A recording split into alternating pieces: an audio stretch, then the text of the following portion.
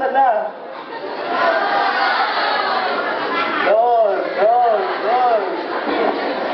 But anyways, kidding aside, alam niyo po yung importansya ng pagtatanim ng puno or bakit natin ginagawa yung mga ganitong activities.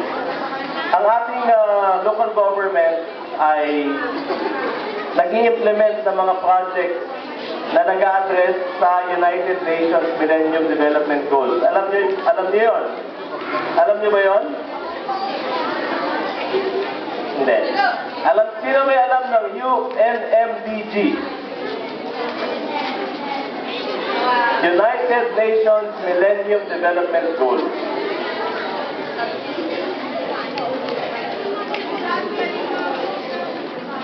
Take note mag-e-exam kayo after nito. Meron 8 United Nations Millennium Development Goals.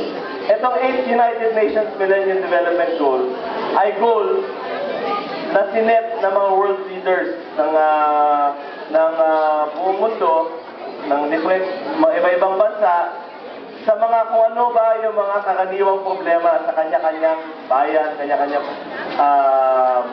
bansa, at nag-come up sila sa 8 problema na nais tugunan ng bawat citizen ng buong mundo. Hindi lamang din sa Pilipinas, kundi buong mundo. Ito ay kinamap nila noong 2000. At napagkaisahan ng lahat ng world leaders noong 2000 na merong 8 Millennium Development Goals na nais nilang tapusin o wakasan by 2015. Sabalit, 2013 na ngayon, 2 years na lang, nandun na.